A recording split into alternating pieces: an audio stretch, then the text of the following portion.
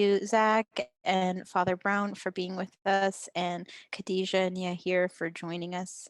I'm really excited for this evening. Thank you, everybody, for joining. My name is Mariam Pira. I am the coordinator of the Weal group here in Chicago. The torch passed down to me by our speaker this evening, Zach Czaia. Very excited to welcome him back to the Weal family. Just some ground rules. If you wouldn't mind, please keeping yourself muted while the program is going on, just so that there isn't echoes and our speakers can stay focused. We're going to have time for a Q&A and discussion at the end. Please feel free to use the chat box to share your thoughts or articles or poems or anything else that comes to mind that you'd like to share with the group. We love to see that kind of engagement. Please feel free to do that. And when we get time towards the end, when we're focusing on Q&A, if you wouldn't mind not just unmuting yourself, but also turning on your video so that we can see you and interact that way, we would appreciate it. And that was all I had in terms of housekeeping. Other than that, I think, Zach, you can kick us off.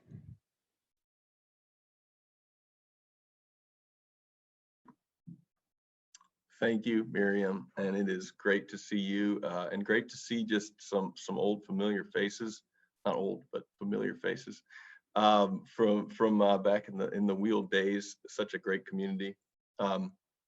So I think I just want to start with that, just real gratitude.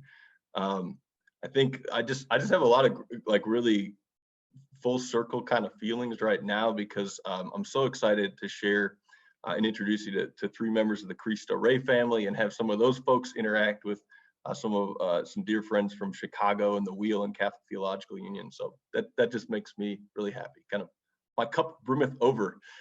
So I wrote down some notes. So if you see me referencing my chicken scratch and pausing, it's because I'm trying to read my writing that I composed for this evening.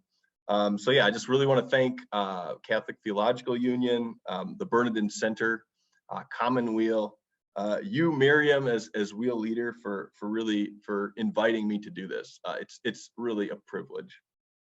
I also do want to just name how grateful I am to be a teacher at Cristo Rey Jesuit High School in Minneapolis. In preparation for this, I think Jess Cass, you're on the call, so you appreciate this. I wrote down our mission. You can check us out in Google and learn more about the school, but I just wanted to say that Cristo Rey Jesuit High School provides access to a Catholic Jesuit college and career prep education to unlock the potential of students of any culture, faith, or creed to transform our communities. And I say that because I've got two of my own students on the call with me, Yahir and Khadijah. I'm so proud of you. Thank you for being part of this. And Father Joseph Brown, in addition to being an amazing poet and professor, is also on Cristo Rey's board. So shout out to you three fellow members of the Cristo Rey family. What I'd like to do is really have this be a communal reading experience. So all four of us are going to read different pieces, and I'm going to be in conversation with each of the writers. But I thought it'd be cool at the start, before I kind of dive into some comments on Poetry Lockdown, if each of the readers and presenters could introduce themselves briefly. And if you want to talk about, especially for students, if you're a little nervous, Yair, Khadijah, you can talk about, what grade you're in, maybe what you want to major in college next year, anything like that as an intro. So maybe I'll pass it, Father Brown, to you first, and then to the students, just so everyone gets to know the four readers today. Sure, because you did say you had old faces on here. And I wrote that down because I also have an old brain and I would forget it otherwise. And I like to remember those things. Joseph Brown, native of East St. Louis, been in the Society of Jesus, otherwise known as the Jesuits, since 1962. And I started writing poetry when I was 12 years old. So that means just about 64 years of poetry writing. And I started publishing when I was a sophomore in high school. My math skills just disappeared. I have degrees from all over the place, and I have been a consistent writer because it has saved my life several times over. Reading and writing are not,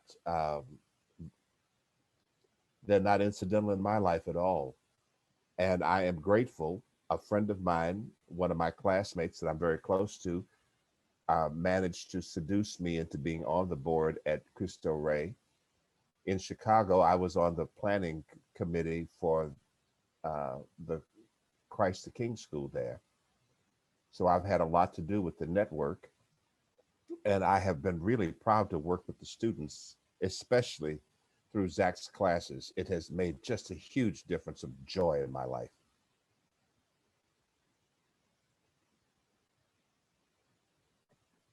Thank you, Father Brown. Khadija, would you mind introducing yourself next? Sure. Hi, everyone. Thank you guys for having me. My name is Khadija. I'm a senior at Cristo Rey Jesuit High School. I am planning on going to college next year to major in business and environmental studies. And I just wanted to say thank you guys so much for recognizing us as students and leaders in our community, and we appreciate everything. Thank you, Khadija. Yair, you want to go next? Yeah. Hello, my name is Yair. I'm also a senior at Cristo Rey.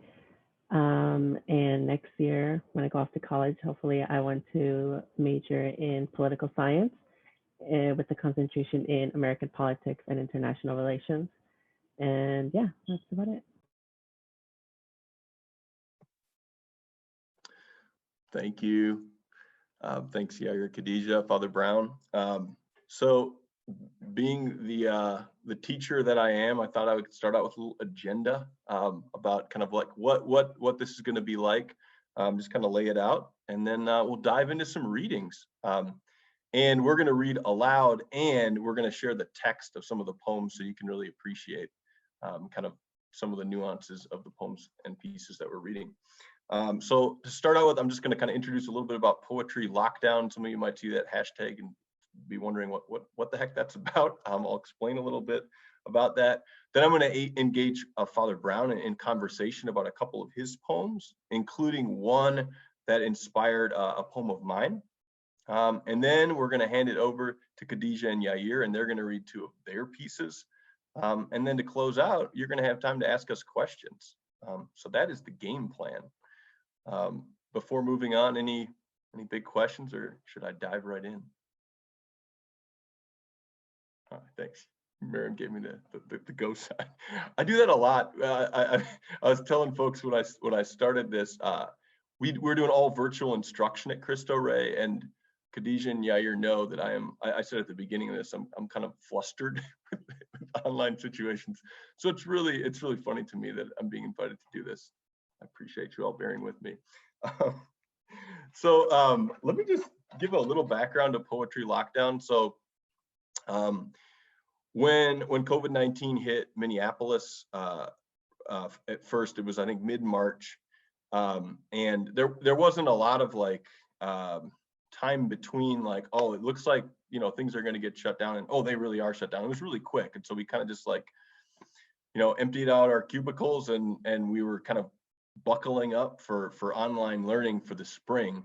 And so, you know, I felt kind of a profound isolation. I feel like I'm kind of an introverted person, but school brings a side of me, an extroverted side out. And so I was really missing right away interacting with my students, with, you know, fellow faculty members, and just like kind of feeling like I want to connect. And so, you know, it was probably, you know, doom scrolling Twitter or Facebook or something, you know, in one of those early days of the quarantine, and saw this video.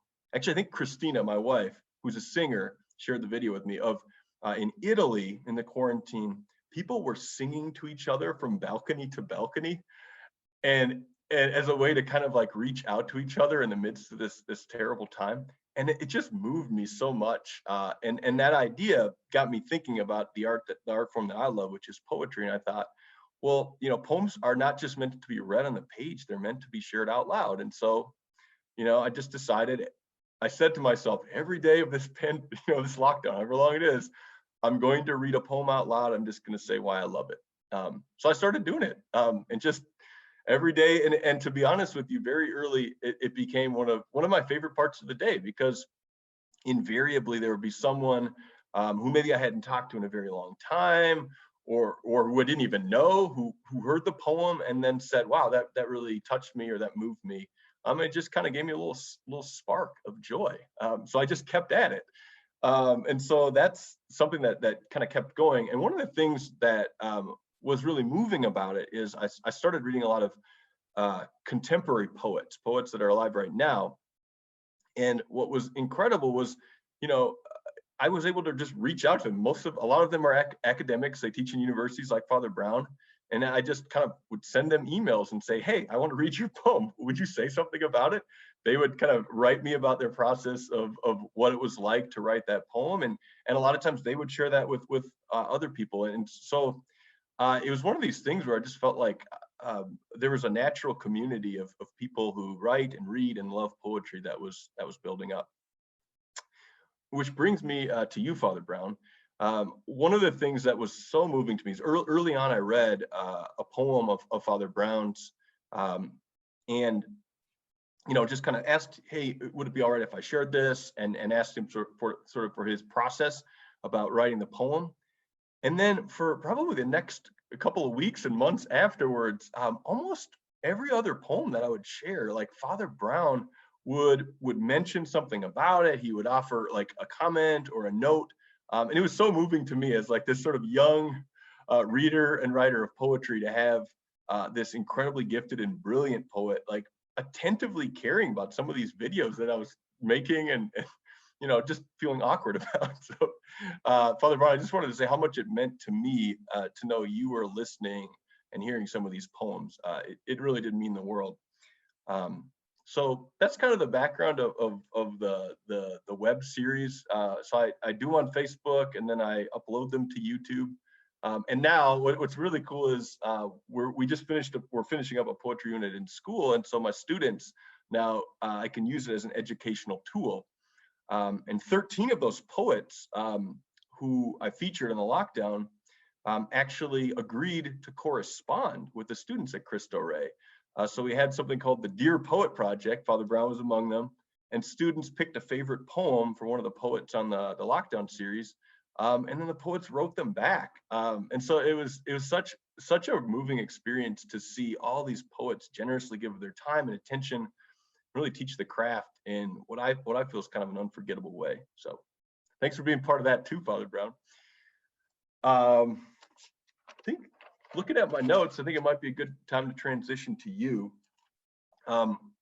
So one of the themes that I feel like has run throughout all the poems that I'm really interested in is the connection between poetry and prayer. And I think poets are able to renovate language that's become tired and almost lost its meaning. I mean, I'm a cradle Catholic, I was raised in the church, and some of the words and the stories, like after a certain point, they kind of like my eyes gloss over. I stop listening. I stop being arrested by the power of the stories. And one of the things that really impresses me about you and your work, Father Brown, is the way that you do that renovation on a regular basis in your poems. So maybe that might be a good opening for you is maybe could you talk about, I know you mentioned a little bit when you virtually visited our class, but sort of your approach to poetry generally, and then when you do enter the scriptures or sacred texts, like how you approach them.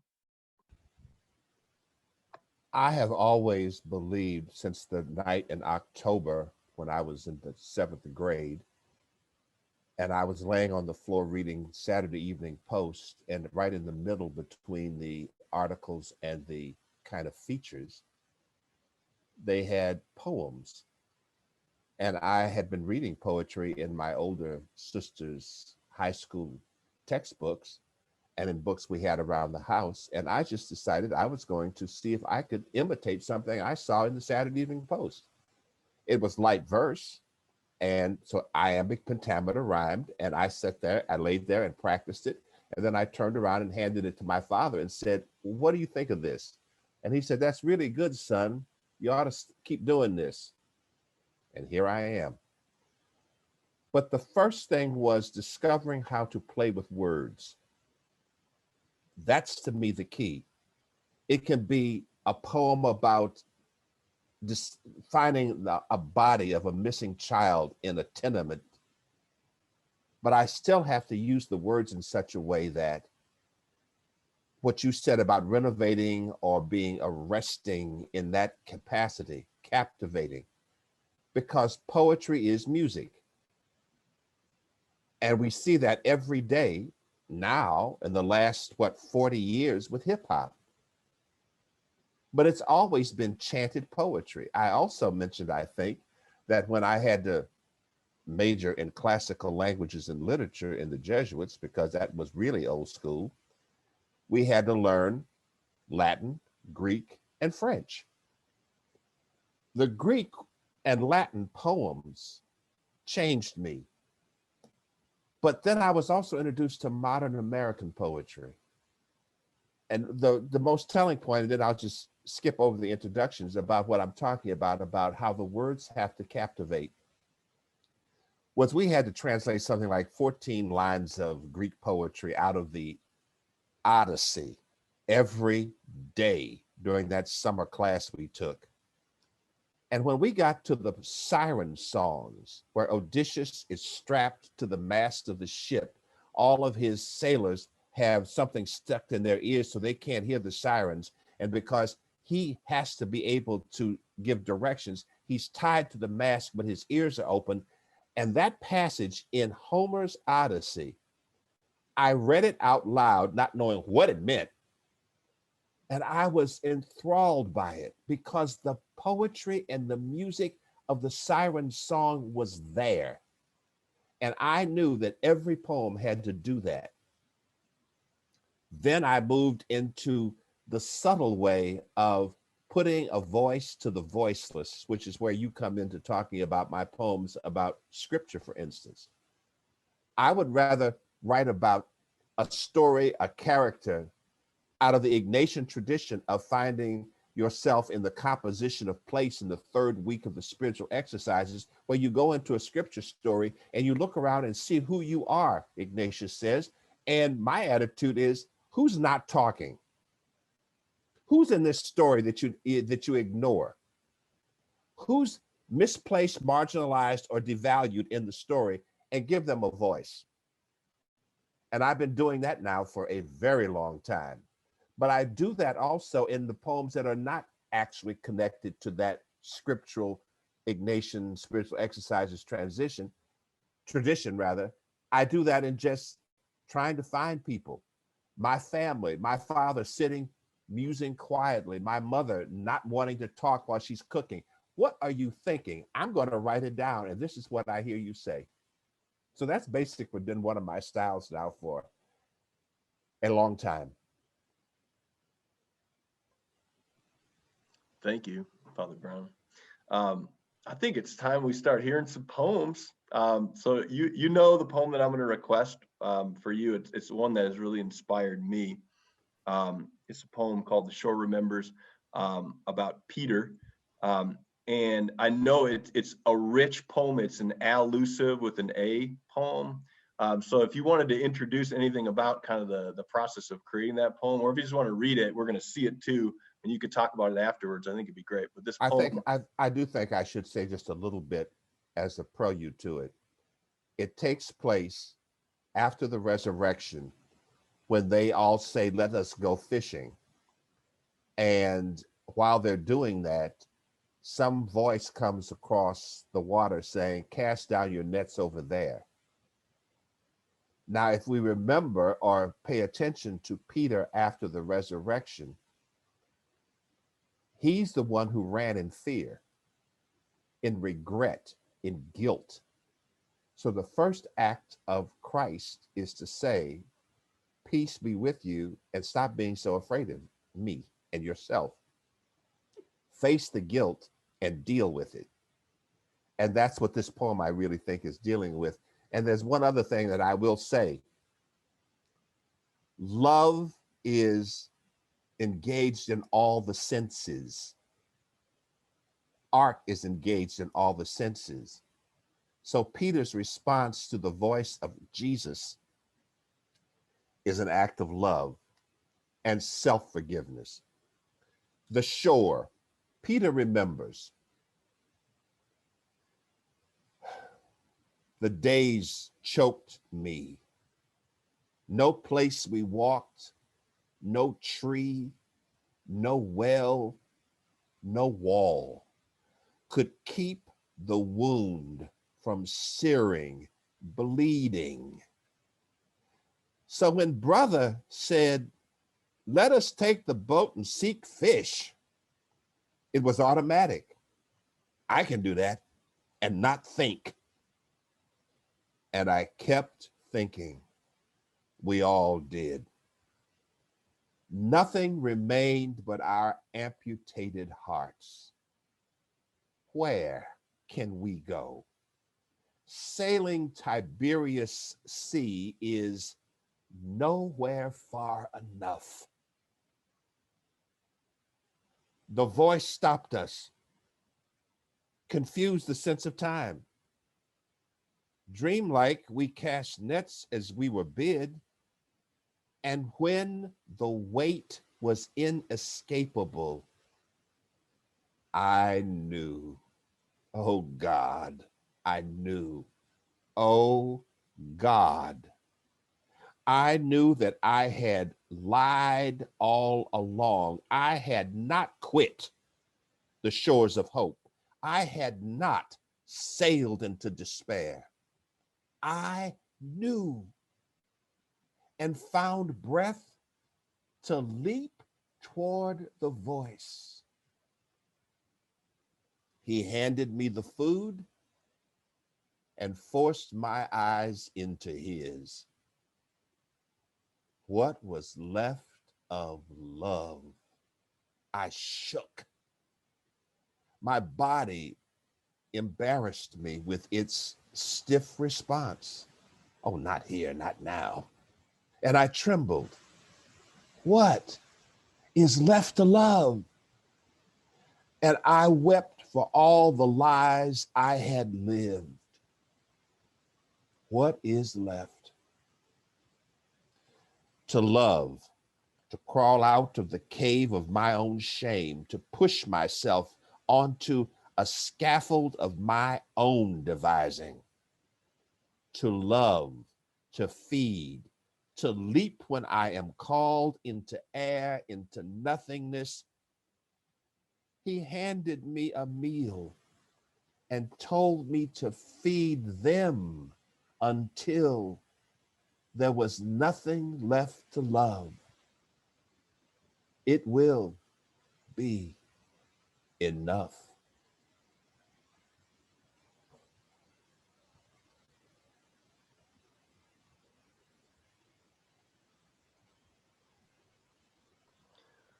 Thank you.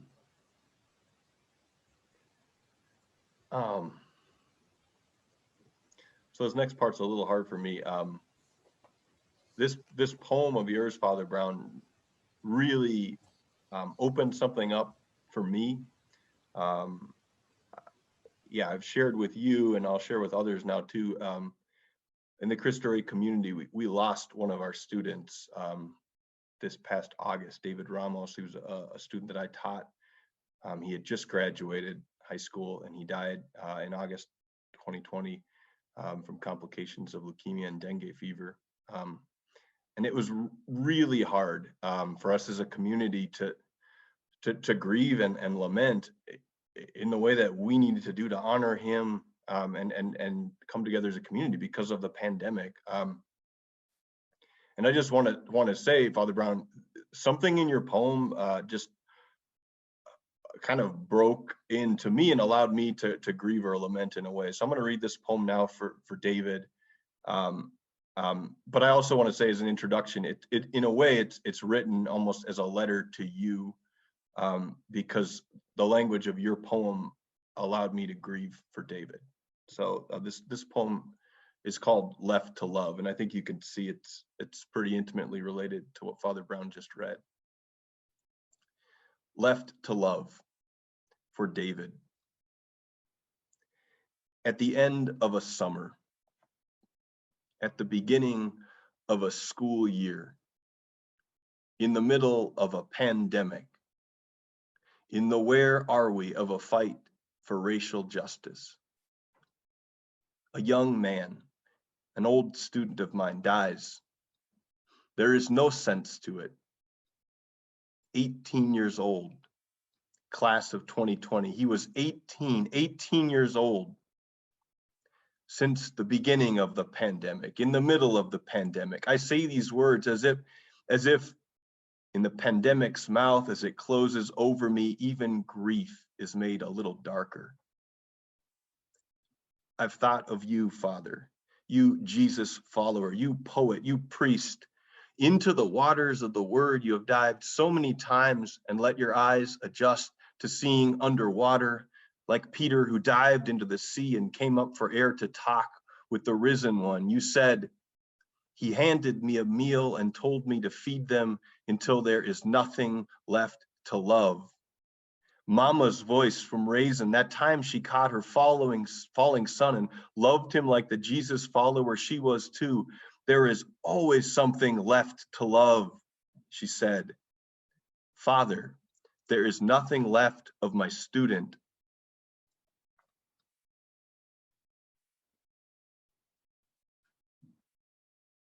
Sorry, there's more to the poem. Father, there is nothing left of my student but stories now, memories. I play the audio of his college essay that I find in my email. I hear him talk about his dream of playing soccer in the pros, of making his family proud. He goes on and on, well past the limit of 650 words. And I am grateful for his breaking the rules now. Now there is a little more of him left to love.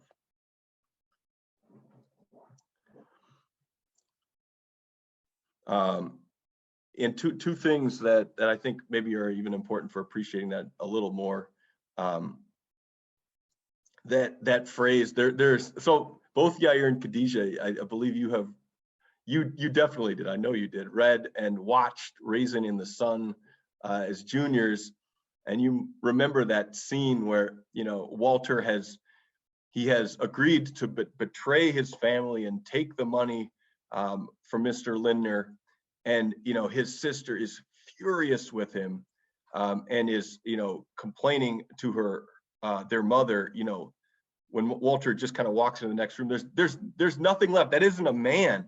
And Mama says to him, there's always something left to love. And something about that language, which I heard in your poem, Father Brown, it just allowed something for me in trying to lament and mourn David. So thank you for that.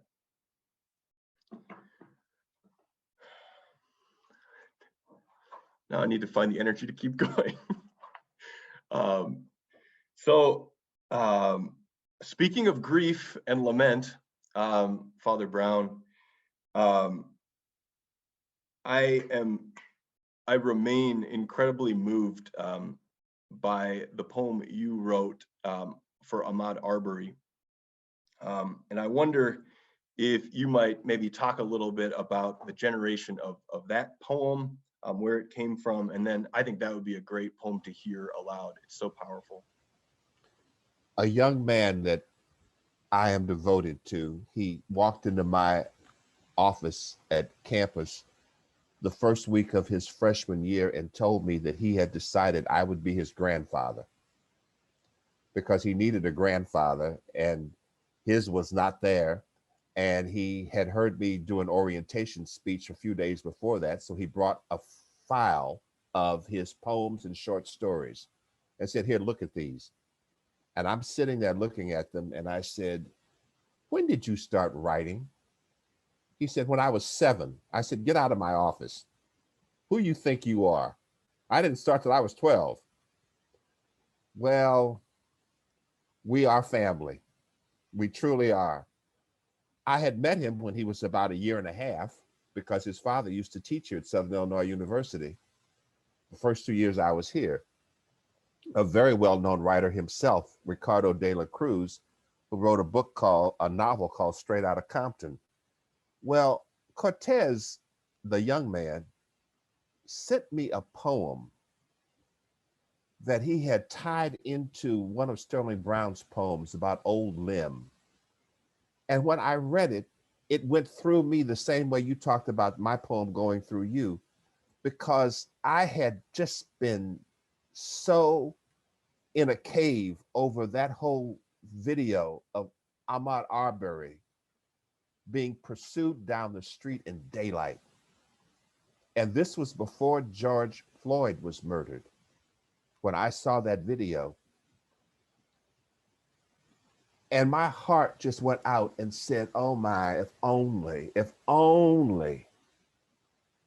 So in response to Cortez's poem, or it sparked by it, I wrote this poem about My Arms Are Empty. And I will say this as far as construction. I got stuck somewhere around a third of the way in, and I couldn't figure out how to move on. And then the picture of the Pietà just was there. And I said, okay, now I can finish it. The poem told me how to write it. So I will now read this, and it came out in May, right after, it came out after the murder of George Floyd and before we found out about Breonna Taylor. But this is a lamentation for every lynched Black body I know, and every brown body, and every young white body that was killed by suicide because people hated him. We all have to mourn. My arms are empty, a song of lamentation for Ahmaud Arbery. Oh, when I saw him die, I no longer cared about the trembling, the tears. No one walks these streets except the very few, and the solitary runners choke me. I cannot breathe against the rhythm sorrow beats into my throat. I moved into the morning, and I will sit against this tree. 7 days, they say. 7 days of tattered shirts.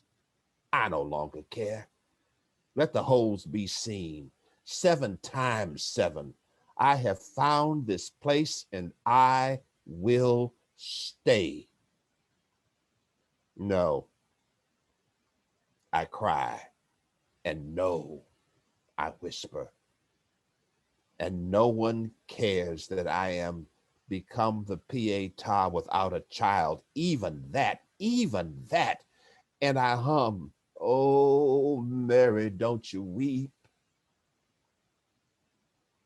And she is now here with me, saying, no, you must drain your heart until the others come. And the others will.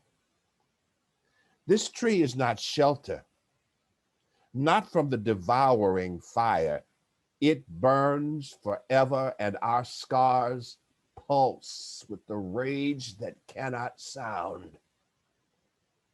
When the others come, I will know that we will then unclench our swollen fingers.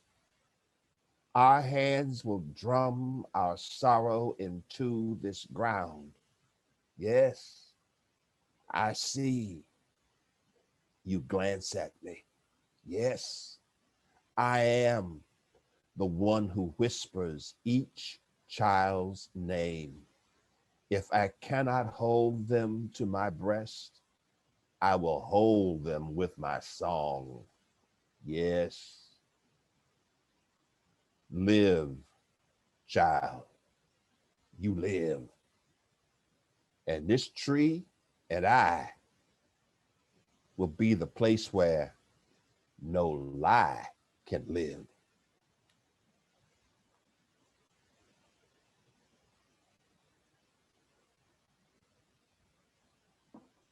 Thank you, Father Brown. So I said at the beginning, I feel so privileged to be here sharing this moment with you all, with you, Father Brown. Another privilege that I had was just reading the letters that students wrote to these poets, and then reading the letters back from the poets. Just the level of attentiveness and generosity, like it floored me sometimes to tears. And Khadijah wrote to you, Father Brown, and you wrote her back. And Khadijah, you're going to get a chance to read your work in just a minute, but I thought it might be nice, Khadijah, if you wanted to speak to maybe anything in your letter, or Father Brown, if you wanted to speak to Khadijah at all, I thought I'd open it up before you read your poem, Khadijah. Yes, I really appreciate that poem because that same morning when I woke up and I heard the news about Ahmaud Arbery, it broke my spirit. I was laying in my bed and I was just lost for words. And that line where you were like, I no longer care. That is exactly how I felt that day. I was like, I don't care anymore, you know. And I know a lot of my peers felt the same way. And so when I first read that poem, it really touched my soul. So thank you for writing that. Well, you have made the poem, you finished the poem by saying that. So I really appreciate what you said because you can't lie in art. And that's why that poem ends up with this will be the place where no lie can live. This will be the place, the tree, the poem, the person. This will be the place. And if there's any way I can tell you, when I was your age, I had to write poetry in order to save me. I don't care what your business will be, what your job will be, what your contribution to the world will be. At some point, that night, any night, you sitting there and you're gonna write something. I mean, we've got in American history, doctors, lawyers, engineers, all of whom wrote poetry. People in forestry management writing poetry. It's Genesis.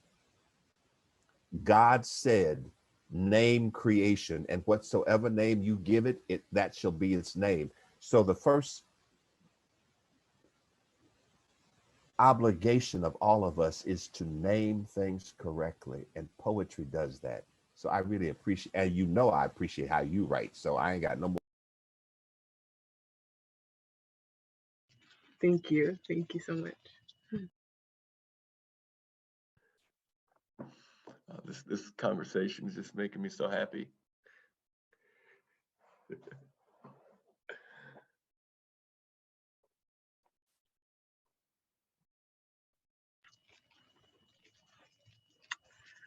O Sojourners, speak your truth. So many wounds that heal from the color of my hands. The color of my hands bleed. They bleed to clear their farms, to pick these cottons. The color of my hands laid the prejudice that I don't reckon for. How prejudice can blind a man's eyes from seeing the racism, sexism, homophobia. I've been a woman for so many years, it'd be blasphemous of me not to be on my side. Feminist.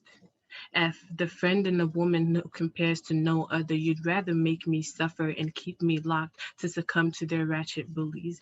E, how enraged I get that such a hierarchy was placed over the color of my hands, and also being a woman at that. And maybe if God had made me from the same elements as them, maybe I won't have to succumb to their auspicious bullies. They engaged our spirits and compelled me to raise good citizens. Aren't we good citizens? Aren't our daughters good citizens? Oh no. They'll have them to grow to also raise good citizens. I want to be my own person. Is that too much to ask? And Negro, they say my color and my womanhood have been diminished. I'm not only a slave, I'm not even human enough to be on the same level. I insisted they let me go. Rather kill me or let me speak for my people. My people need to hear my voice. Their people need to hear my voice. S. Sojourner, you need to pipe it down or your words will get you killed. Sis, they already killed me inside out. My voice is all I have left. T. Time and time again I ask, am I a woman? For your prejudice to be so anguished, they scoff at the sight of me because I'm a Negro. Well, this Negro got something for you. Keep your damn prejudice to yourself. Lock it away in a Pandora box. Ain't nobody got time for that. Sojourner, why you like this? You know these white folks don't listen. They only see the color of your hands and they paint a picture that's so stereotypical you can't even say a word without being labeled a criminal. I'm a criminal? They who put me in chains, scathed my back with the lines of their canes, raped me, woman, without consent. I'm a criminal? No matter what they do to me, be burned alive, no one will get to hear my cries because I'm a woman and I'm Black. Let the color of my hands speak their truth. Let them bleed the injustice they suffered from them white prejudice, white supremacists. You ain't shit. Oh, Sojourner, I hear you. Continue to speak your truth.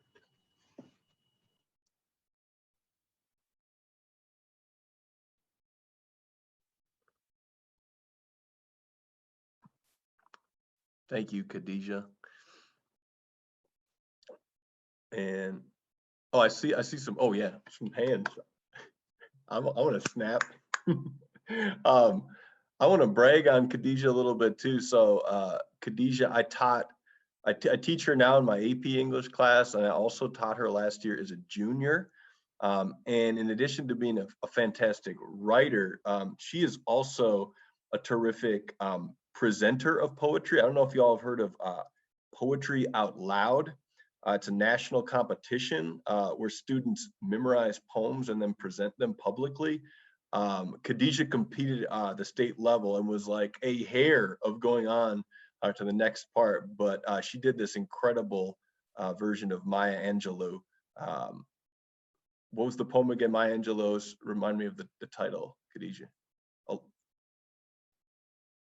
I know why the cage bird sings. I know why the cage bird sings. Yeah, it was incredible. And this poem, right, that you just heard, is from a multi-genre, multi-poem synthesis essay that Khadijah wrote. Yeah, just thank you for sharing that, Khadijah. Is impressive. And you're going to get a chance to ask the poet Khadijah questions in just a few minutes. Before that happens, though, I want to segue to our final reader, Yair. And I just want to say, so both Yair and Khadijah are part of something at Cristo Rey called the Poetry Club, because as you can probably tell by now, I'm a huge poetry nerd. Even during the pandemic, Wednesdays at 2 p.m., we get together. We talk about poems that we've written or that we've read that are moving to us. And then we do some crazy exercise that I've found. We write and then we share our work. And, you know, last Wednesday, you might remember, we were going to have a meeting and it was, I mean, all hell broke loose, right? The storming of the Capitol. And I remember Yair, who is like a regular, coming to those meetings, just told me like, Mr. Czaia, I can't, I cannot, I do not have the attentiveness for that. I totally understood that. The reason I mention that is just because, Yair, I just want to say to you, I'm so impressed by how personally and deeply you engage the world around you. You have shaped me, and you have inspired me. And so that's, just to say, like, your work and your writing and the way you interact with others has really changed the community around you in a wonderful way. So I think that's a good intro, Yair. But yeah, if you want to speak a little bit about this piece that you've written and then share it with us, we'd love to hear it. All right. Well, it's just basically a letter to my past self. I'm just speaking to my past self when my dad was stopped by ICE unprovoked. And then it's just me talking to myself about that experience and what I felt in that moment. And I just wanted to thank Mr. Czaia because before this assignment, this letter was something for Mr. Czaia, and then he encouraged me to maybe change up my audience. And so I did just that, and my new audience became, I guess, myself. And yeah. A letter to my 15-year-old self, ICE confrontation, October 2nd, 2018. At home during a pandemic, September 30th, 2020. Yayo. You finally know what you want to major in college. Exciting, isn't it? Right now, you're thinking about pursuing a chemistry degree, and let me tell you, that's going to change real quick. Not to worry though, on or about 7:15 a.m., you'll reconsider your major. You'll know for sure that you'll want to pursue political science, focusing on American politics and international relations during the forthcoming pandemic. And now, brace yourself for the worst to come. The fear that many immigrant families face will come true in your own tiny, seemingly perfect world. As you hit snooze for the eighth time, you'll begin to panic. You're always procrastinating and trying to get that last bit of sleep before you jump out of your bed and run to the bathroom to shower. You run to your room, water cascading from your hair. You quickly dry off and grab the dread uniform. You'll never get used to it, not even during your senior year. Running out with Jinx, you reach for your phone and the clock reads 7:02 a.m. As Jinx finishes rolling on the grass, you head inside, brush your teeth, and pray to la Virgencita for a safe journey to school and for an awesome day. Your dad and sister wait for you in the car, blocking the alleyway, hoping you get out of the house before a car starts honking at them. Checking your phone again, the time reads 7:11 a.m. Daniela starts bickering at you, reminding you that she has to be at school at 7:30 a.m. Dad turns right on 33rd and left on First Avenue. As you approach 31st, Dad turns on the turn signal, letting the cars behind you know you guys are turning right. The light turns green and you turn. The police car turns its lights on and you stop. Dad is asked to step out of the car. You turn to Dani as she begins to panic. He's pinned to the side of the car. He is asked his migratory status. One of the three of white men approach your side. Where are you guys heading? He asked, looking back at Dani as she began to cry, but she had never cried before. You tell him you're going to school, your throat feels dry, and your hands cold. He begins asking if there's anyone you can call. You think of Mom, and he asks where she is. You reply simply, careful not to give too much information. You decide to call Tia Flaca. She responds, and you quietly tell her what has happened. Because she can't come, your dad is instructed on what he has to do before being let go. As you hear them talking, they begin to joke about your dad being pulled over right in front of him. You can't pull yourself together to tell them how sick, horrible, and cold-hearted they are. Now fast forward to the ongoing pandemic, recalling your experience with ICE, paying attention to what is happening all over the country, how someone who's racist, misogynistic, and plain out stupid is in power. All these moments, these feelings that have been bottled up, the tears, the anger, the sadness blow up.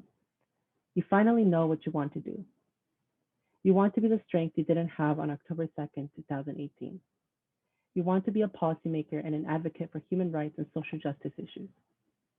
How many times are immigrants made fun of? How many times are white supremacists let off with a slap on the wrist for killing dozens. Right now, you're scared. You're sitting in class thinking about what just happened. As you walk back home that same day and pass the police station, you look at it with hate. But let me tell you this. When you walk next to the 5th Precinct station now, you look at it as a motivator. To be the change you want to see in the world, to be the strength you didn't have before, to have the courage to speak up. I know it'll be a cold, tense day, but your family will overcome, you'll grow even closer, and you will begin to savor every moment spent together. Well, I'll see you later at Columbia University. With hope, Yaya from the future.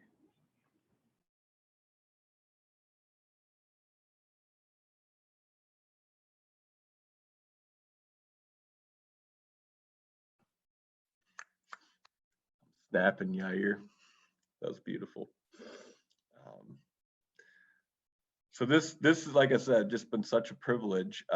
And you all in the audience, you have the writers right here.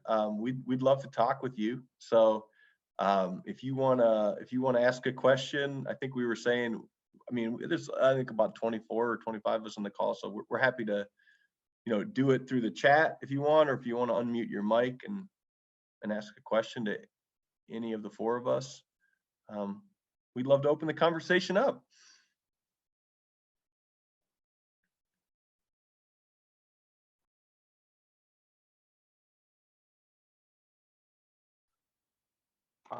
Hi. Can we just go? Just talk? Yep. No? Sounds Yeah. good to me. Miriam's giving me the thumbs up. Hi, this is Mark Newing, and I work in a parish in Chicago. I'm a theology student at CTU. I have a question for Father Brown. You've had a lot of experience in poetry, and what would you say would be like the top 3 collections that have influenced you? I guess that question can be open to everyone. If you don't know 3, maybe your most influential.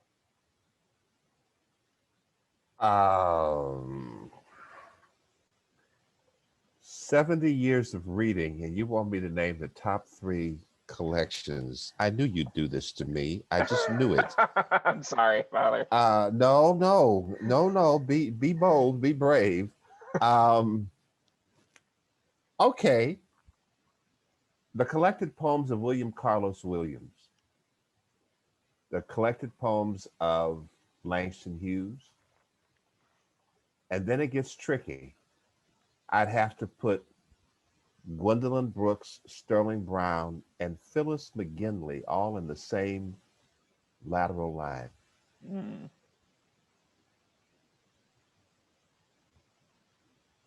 When I was a 3rd year seminarian, we had taken vows, and the first class we took after vows was Father Leonard Waters' poetry criticism class. And he gave us a 5-page exam the first day of class in order to prove that we didn't know anything. I was the only student in the class to pass it. He would hand out an old mimeograph page with 3 or 4 anonymous pieces of writing on each one. We had to pick the right poem and then why we liked it and why we didn't like the other ones. And I picked So Much Depends Upon a Wheelbarrow Glistening in Rain. I just said, aha moment. Thank you very much. Lightning in the sky, clouds disappearing. It's just wonderful.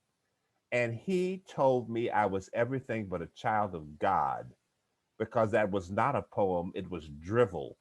That real poetry had died in 1939 when W.B. Yeats died. And how dare I think I could have a vocation to the priesthood if I couldn't rhyme. He was quite aggressive. And it happened several times in my educational career that when somebody was that aggressive telling me I didn't know what the hell I was talking about, I knew I was right. So that's why I would put William Carlos Williams up there, because he gave me a sense of the plain American idiom. And even the lining of my poetry, I think I owe as much to him and Gwendolyn Brooks as I owe to anybody.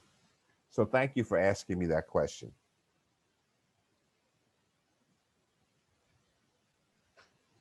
I I think now anything we ask is going to be really easy for you all. Did anybody else on the of our readers today want to share maybe some of their favorite or most influential poems?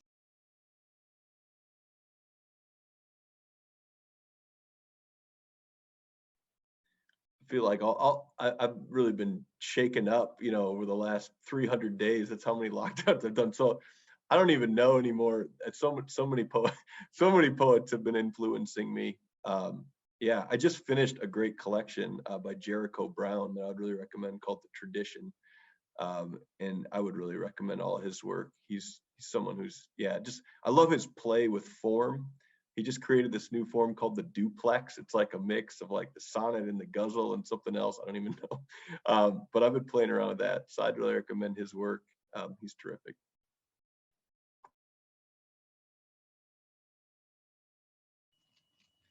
I believe from my writing, you can tell that Sojourner Truth is definitely someone that I admire a lot, and also Maya Angelou. They're my top two.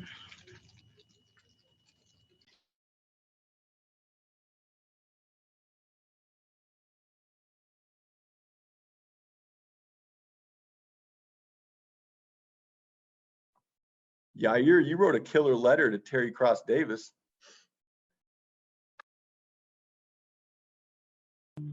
Yeah, I don't really have, I guess, any really people I guess I would find influential, but definitely she was a huge inspiration reading a lot of her poems, especially now that I found this new political activism within me.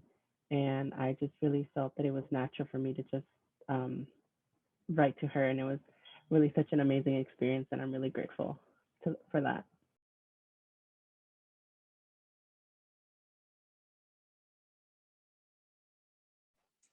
Thank you for that, Yair. I am I'm reflecting a little bit on in a past life when I was a journalist or when I worked as a journalist.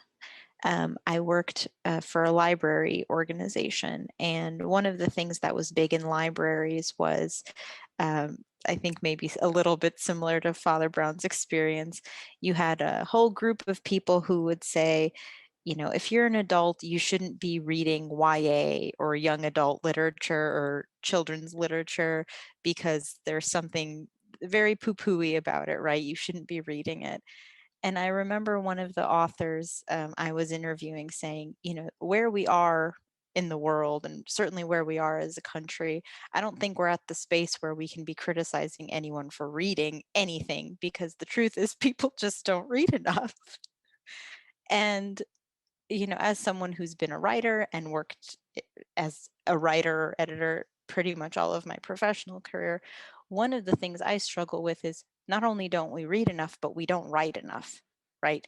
And so it makes me really happy that Zach is teaching poetry, because I don't know that I've really formally ever been taught very much poetry.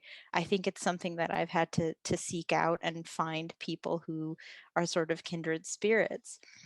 And I think something Yair said triggered this for me because, um, poetry for poetry's sake is wonderful and beautiful and not to be discounted at all, because it hits you in a certain way like good art does. But it also sparks other kinds of action. And so reading Yair's letter and having you actually read it aloud to us really connected me, because um, I one of the things that um, affected me about reading Father Brown's poem on my own, but then hearing him read it, was how much sort of self forgiveness needs to happen in conversations around justice, especially about racial injustice.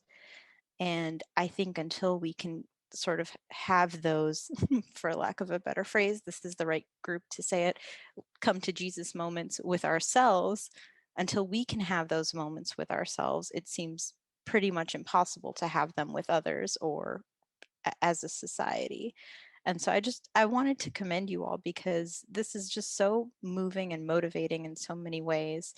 And Zach, excellent work, just kind of melding these all together. It's been one of my favorite programs we've done.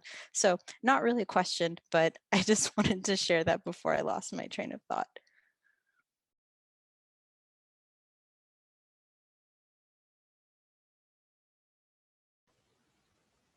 When I was in the fourth grade, I was not the best student. Uh, I think I've already proved that. But Sister Mary Rose said, "You've read all the books in this little classroom." She taught the fourth, fifth, and sixth grade together. So you're going to get a library card. So I went to the East St. Louis Public Library, not knowing what I was doing. They gave me a card, and I walked down the steps, and I went down this wall, and then I went around the back wall, and then I came up the next wall. And in 2 years, I had pretty much covered that library.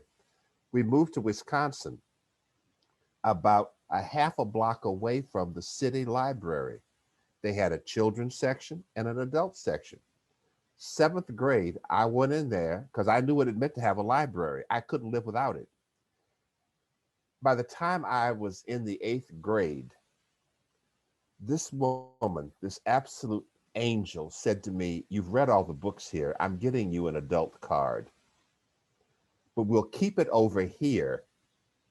So I'll make you this promise. You go to the adult section and take any book you want, and then you bring it over here and I'll check it out for you."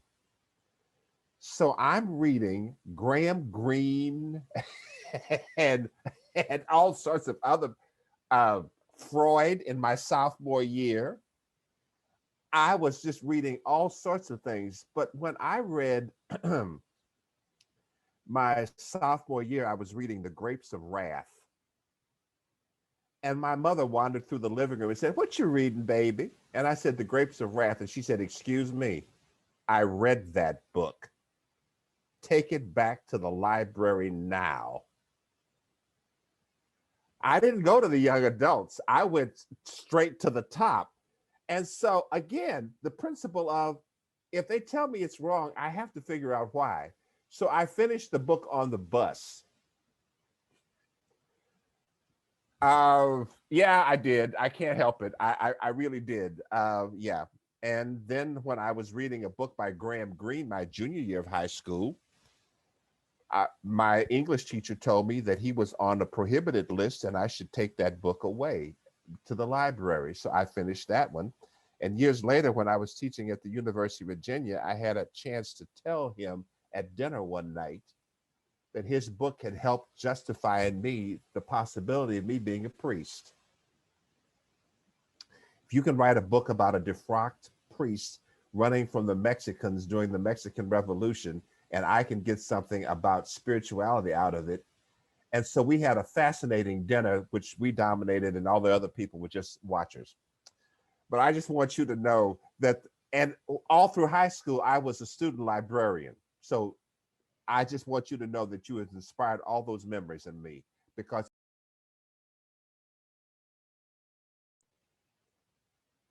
thank you. Thank you, Father. That was great. Other questions, comments from our group? I know we've got a bigger group than normal, which is exciting. Would love to hear from you all.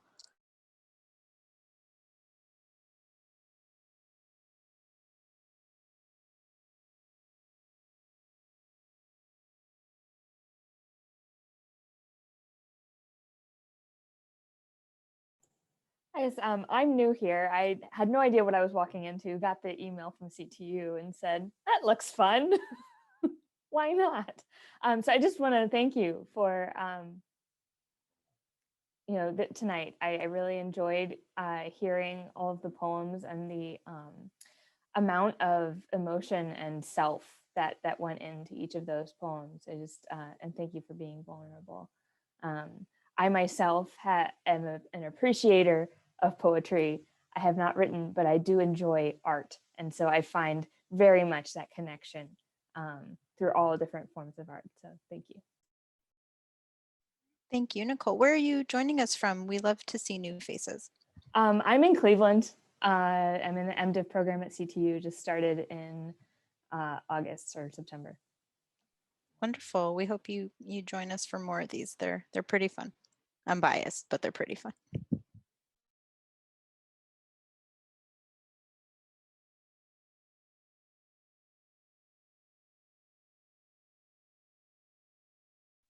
Okay, I have a writer question. How do you all deal with writer's block? Like, do you have your own processes? Do you like go to a spa when we could go to spas? What do you do to get through writer's block? And then I see we have a question. Michael, I won't lose you. Got you next. I mean, I can start out. I think I get through writer's block by like just kind of writing whatever comes into my mind. And I think I'm also helped by the fact that I'm like the opposite of a perfectionist. And my wife Christine is laughing right now. I just don't mind writing bad things, you know, like it doesn't bother me at all. So I just wake up every morning, I drink my coffee, say my prayers, and then write poems, many of them bad, you know. And I told my students the same. I also assign them so much writing, it's impossible for them to be perfectionists and get it all done, right? Yeah, you're in Khadijah.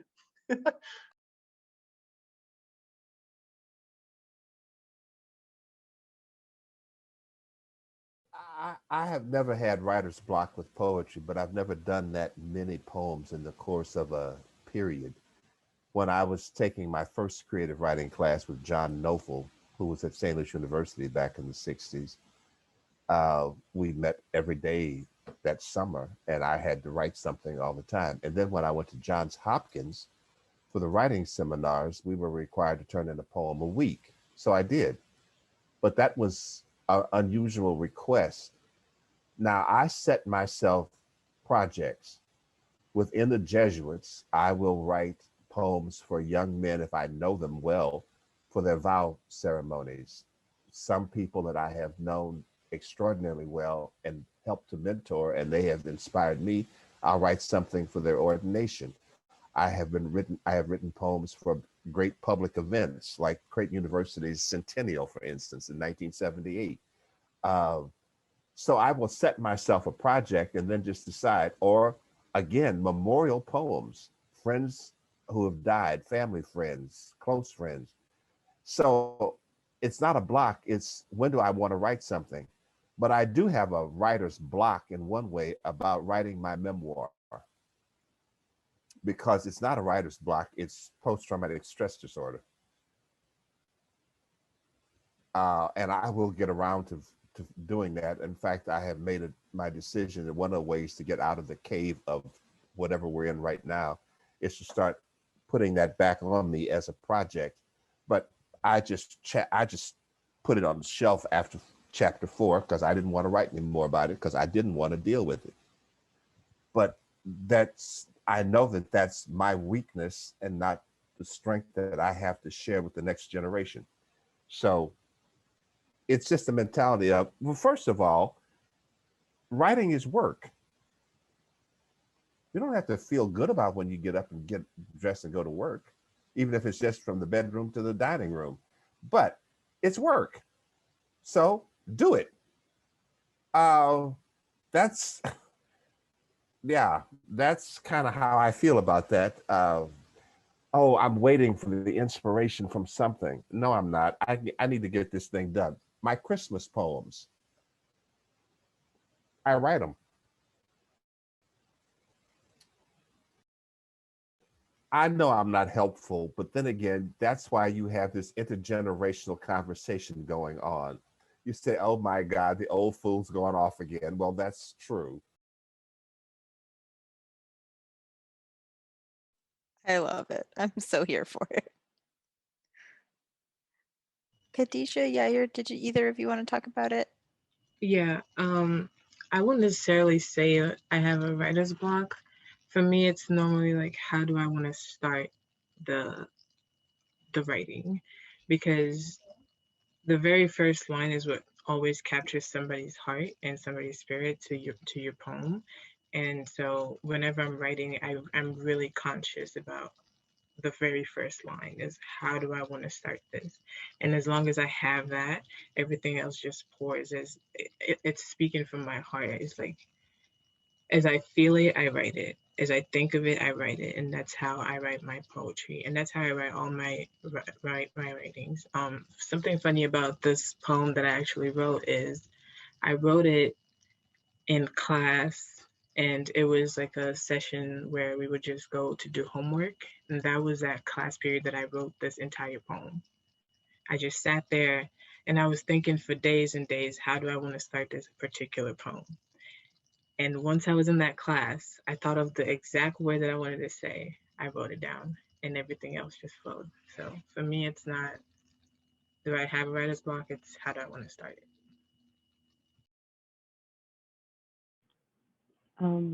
I guess for me, I would say it's just getting that moment of inspiration for me.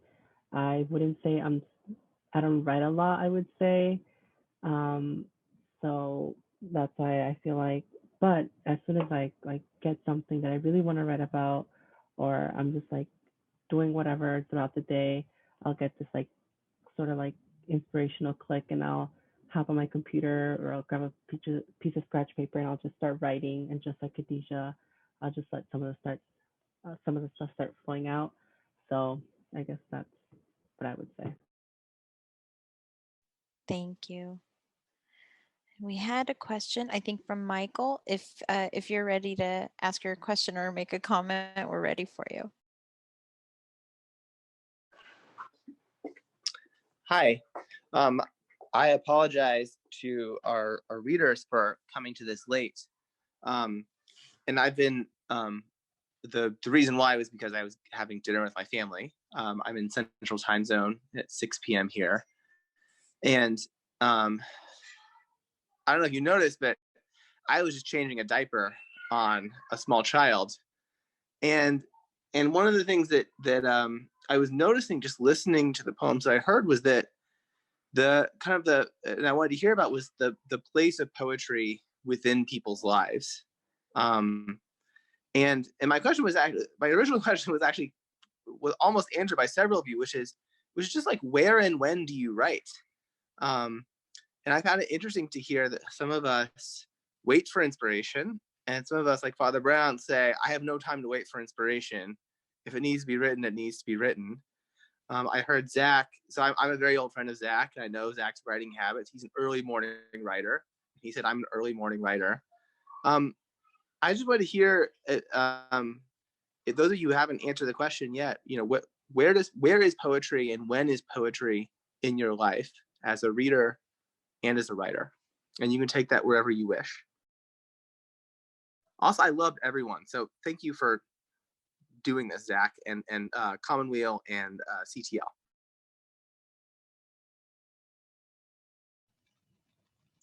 I can start.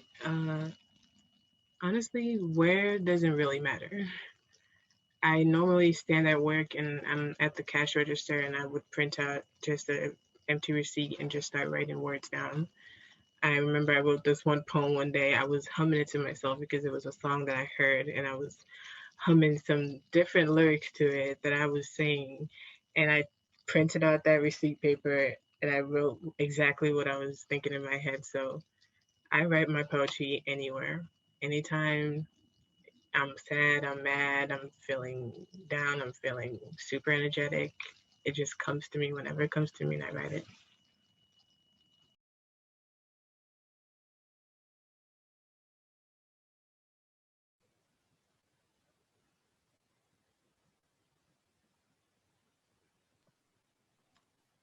Thank you, Khadijah, and thanks, Michael. It's so good to see you. Really appreciate it. Appreciate that you're here. Yeah, you're right. I'm definitely an early morning guy. I feel like that's kind of like when I guess when my mind feels like it doesn't have other things on it, like it feels like it's clear. So I think that's why I write a lot in the morning. But maybe similar to you a little bit, Khadijah, I do like, I feel like when I'm doing something that doesn't require a lot of brain space, then things come to me. Like, so I bicycle all year round, even in the winter in Minneapolis. And yeah, Miriam shaking her head. Like that actually is like a Father Brown. That's actually is like, it feels like an artistic zone or space in some way. Like it feels like I can't really do anything else except focus on the road and like not slipping and falling. And so Okay. maybe that frees something else up, some creativity, because I can't like go into my head, which I do way too often in my regular life. Minneapolis in the wintertime. I don't want to hear it. No, no. That's why your ultimate boss will never get me to Cristo Rey School, because 7 months of winter is more than I can handle. Um, when and where, and I really am more of a disciplinarian than I might have admitted before this conversation tonight. I will say, except for something like the Lamentation for Ahmed Arbery, when I read that poem of Cortez, I just knew I had to write something. So then I trust myself. I know I'm going to write it. And I'm going to let it start writing. And what Khadijah said about, if I can get that first line, because that to me is the act of great creation, out of nothing, a word, and then you can move. But I don't doubt that I can write. Hello, 2 books and 65 years of publishing. That's not the issue. The point is, okay, do you trust yourself? I find the same thing to be true as an actor, which I've been doing since I was 18. I don't have to say, oh, I'm not one of those method actors of I got to figure out what this character is all about. My attitude is everything is human. So I can be any character on stage. And the same thing is true about poetry. I can write poems that, oh, these are all uplifting and spiritually focused and stuff like that. But they ain't the only poems I've written. And that's all I'm going to say. And we're going to change the subject now. So forget y'all.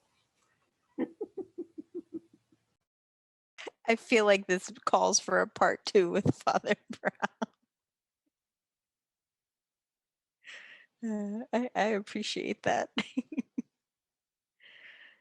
Actually, I'm curious in the audience, do we have other people? I know Nicole said she's an admirer of poetry. Do we have other people in the audience who have dabbled, who have written? I would love to know, or please out yourselves. It's a safe space.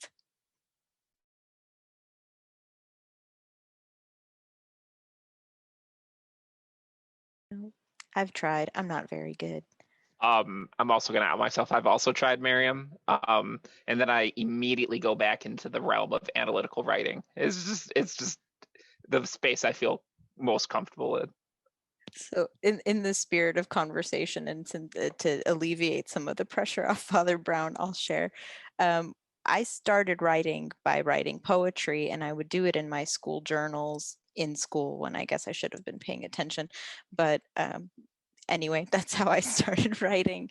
And what I would do is I would tear the pages out of my school journal so that my teacher wouldn't see it, and I would just toss them. And also, I didn't think they were very good, and they probably weren't. So I would toss them.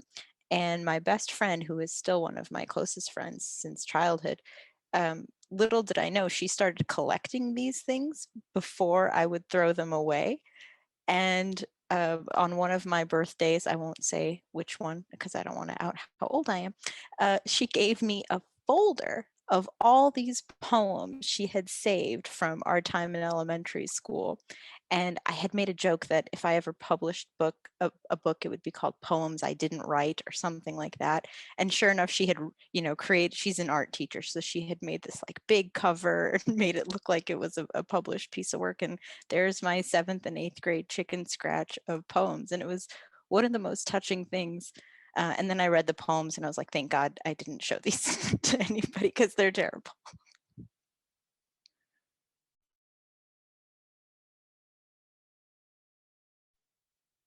Any other questions? I'm just looking at the time and I know we're on different time zones. So I want to be conscientious of, like Michael said, people having time to eat dinner.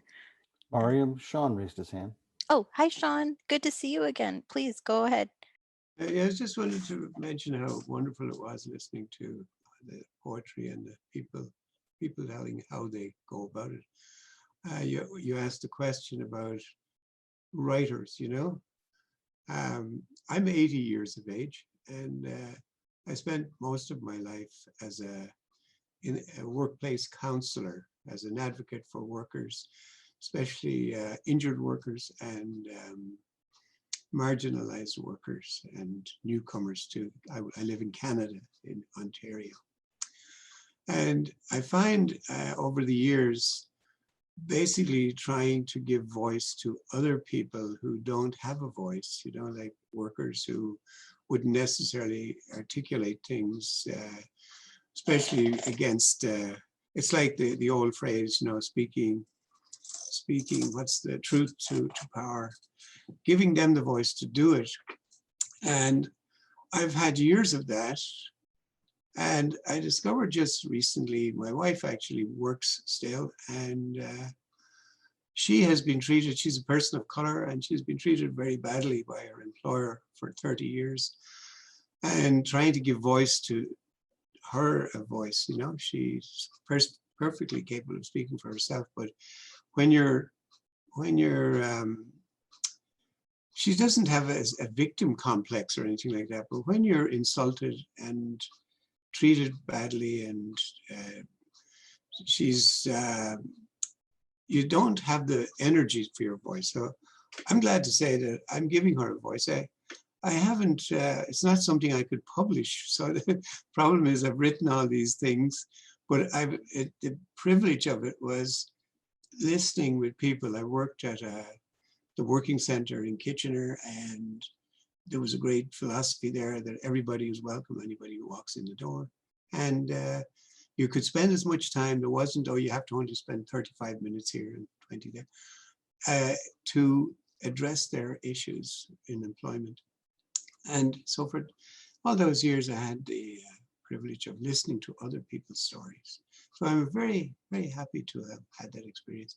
And thank you for allowing me to tell you about it. Thank you, Sean. It's always so wonderful when you're able to join us. So thank you for being here. Actually, it sparked a question. I don't know if other people have this question. I have several close friends who are poets and writers. Zach, I know you have published a book. Father Brown, you've published a couple of books, and we have some very talented young poets who read to us. Would either of you or anybody want to share some insight into what goes into getting poetry or books published? That has been something that's come up on a few of our Weal meetings because of our partnership with the wonderful folks at Common Weal. So would love to get your insight into how you go about getting that done. Father Brown, if you'd like to start. I'm going to be consistent. I was talking to Charles Rowell, who is the founding editor of Callaloo magazine, one day when we were both at the University of Virginia. And he made a comment about, why haven't you ever published a book of your poetry? And I said, because nobody ever asked. And he said, well, I'm asking. So 2 weeks later, I handed him a manuscript, and it was called Accidental Grace, as in actual grace, accidental grace. And a classmate of mine, the wonderful historian, scholar, and artist, Richard J. Powell, decided to illustrate it as in old manuscript calligraphy. And so he asked, flash forward to 2009, another colleague of mine, a schoolmate of mine from Yale, Frank Chipasula, who is probably published about 9 books in his life and read a poem for his home country, Malawi, at the Olympics in Great Britain a few years ago. He's all of that. And he got tired of me putting together little pamphlets. I'm a word perfect person, and I could put together a Christmas pamphlet and hand it out to people. And he said, why are you doing this? He said, it's time for you to get these poems in a collection. And he got a special fellowship grant at this university. And our secretary at the time He said, I don't know what to do with this. And so they started brainstorming, and he decided to start his own publishing company. So he said, well, you're going to have to be the first book in Brown Turtle Press. So I have never been able to tell anybody any advice on how to publish a book because I don't audition for plays and I don't send stuff out. Now, when I started publishing poetry as an adult, not in high school, but as an adult, there was America Magazine. And at Fordham, they had a journal of philosophy called Thought Magazine. So I just took the privilege of my SJ behind my name and would send them poems.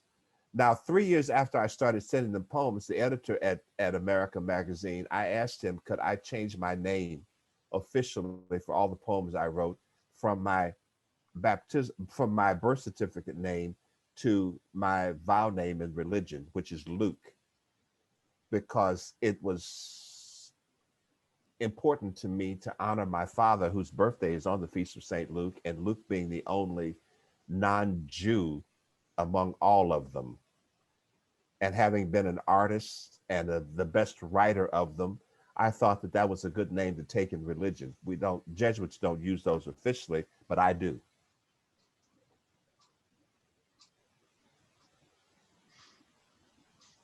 Thank you, Father. I'm not much help, but then again, I've already proved that tonight. So there. I think it says a lot about just being open to when God's speaking. I think that is valuable in its own way. Thank you. Yes, I agree. Zach, do you have any insight to share on getting published? I mean, I love what Father Brown said, and I think, yeah, I send out a lot of poems and I get a lot of rejections. That's kind of been my experience. And then when there are acceptances, it's so exciting. I think actually my first poem that I was really excited about getting accepted was accepted by Common Weal. So woot woot. It's called St. Paul Lives Here in Minnesota, and that's the title poem of the collection. I like that you're laughing, Father Brown. But yeah, like for me, I don't think that I would have published. I think it would have been a long time before I published that book had it not been for circumstances in my home city that were not good circumstances, but made me feel like I needed to say and write something. So yeah, there was a clergy sex abuse crisis that, I mean, obviously there's a huge clergy sex abuse crisis in the Catholic Church, but there's some particular details that made it painful and hit really close to home for me. And so writing the poems, actually, it felt dangerous and good, dangerous and sort of a necessary risk that I felt like I needed to share sort of my experience. And I'm not a survivor, I need to make that clear, but was in a position where I could have easily been a survivor.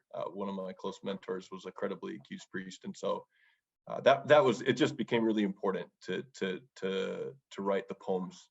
And honestly, it was, I had so much anger towards the Catholic Church that I almost needed to write them as a kind of therapy. So I don't know if I can speak to the quality of the poems, but I think as a whole, there's a coherence to them. And so, you know, maybe that's a connection to Father Brown. And then I don't think I wanted to write a book about that of any subjects, but it kind of, it wrote itself in a way. You should mention what we were talking about before we formally started, that we're both for the first time appearing in the same magazine, unbeknownst to each other. Yes, I love that'll that. Be coming out this spring. So you tell them about that. We have a Weal exclusive. Sorry, Gabriella. Yeah, Presence. It's a lovely journal. In Presence, it's a literary journal that's especially focusing on, you know, intersections between faith and imagination, and they are featuring Father Brown's work. And he is going to be a featured reader. Father Brown is at this weekend, I think, Sunday. Yeah. We should find a link to that. I don't remember the exact time off the top of my head. But I also have one poem, and it's also about St. Paul because I'm obsessed with St. Paul. I don't know why. There you go. It has nothing to do with being from Minnesota. No, it doesn't have that much to do with being from Minnesota. I think there's something about and I'm writing a new collection that I'm trying to get published called Knucklehead, and it's about just, I feel like Paul is the proto knucklehead. Like he just screws up again and again. And I find it very consoling. And so I find myself identifying with Paul and Saul and all of the mistakes that he makes. So that's why. Thank you all. All right, just looking at the time, we certainly have time for questions and comments, whoever wants to share. We don't want to cut it short unnecessarily, but I'll give it a couple of Buellers. And if no one else has thoughts right now to share, Father Brown, if I may, I would love for you to offer a closing blessing for our discussion this evening.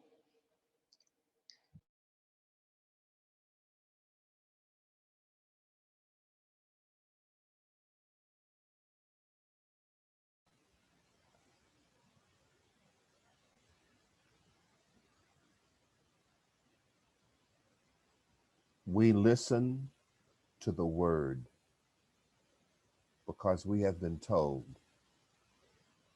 in the beginning there was darkness and silence. Spirit of God, dwell within us that we may speak with truth and power and joy and hope. Help us to understand that our words are food for the hungry. Our words delight the senses, and our words tell us who we are. Spirit of God, continue to give us eyes that hear and ears that see, voices that sing and cry and groan.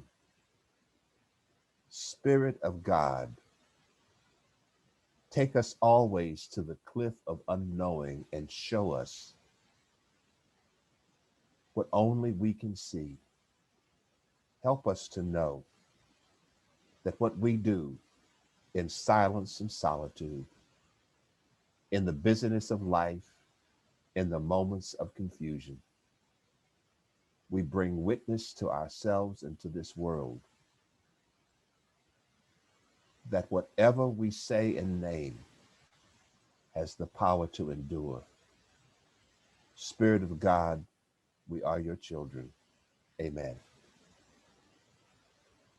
Amen.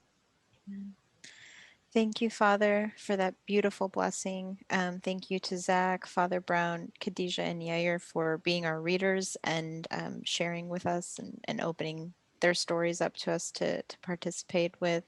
And thank you all for the time. It's been a really meaningful conversation. I hope you will continue to join us. We have these Weal meetings virtually until until other circumstances are available to us pretty regularly. So please be on the lookout for emails and feel free to invite everyone. Thank you to the Bernardin Center and to Commonweal for being just such wonderful partners. So with that, thank you all. God bless you and stay safe.